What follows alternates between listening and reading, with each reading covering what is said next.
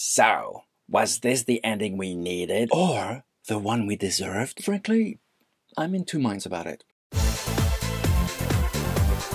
Hey, Commander Fennec here, and the end of this season is interesting. How interesting? As a standalone story, it's actually pretty great, but as a combination of 12 episodes, heck, even just the 6 for this season alone, it leaves you with so many questions. Everything's pretty much resolved, isn't it? There are conventions in time-jumping storytelling. We, as the viewer, are expected to be guided back to crucial moments of the story where things are done differently. Well, isn't that exactly what's happened here? From Loki's point of view, absolutely. And the show is called Loki, right? And a complete focus on him and his growth as a character was really enjoyable to see.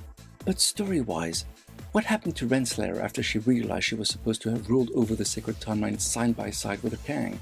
What happened to Miss Minutes, or at least the version of Miss Minutes who was scheming with Renslayer?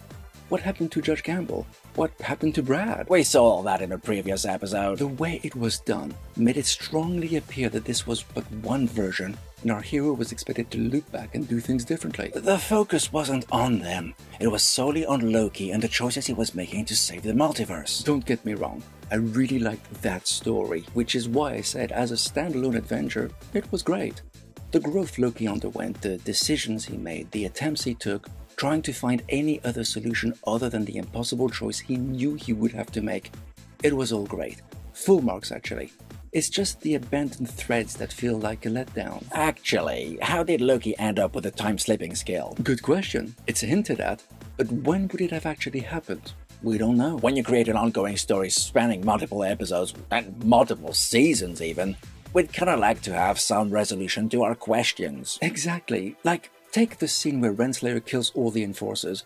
The way it was shot and presented, I fully expected Loki to return at some point in a later episode and save them all. He might have done that, but we didn't see it, and that's the whole point.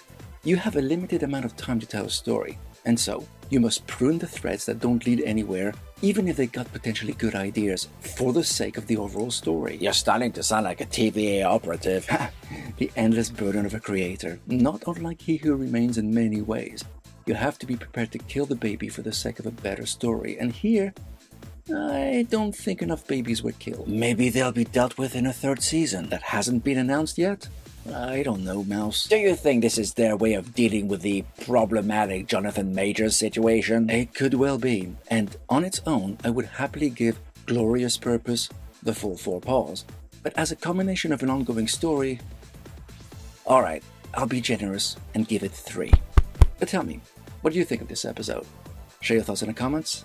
Live long, and may the Force be with you.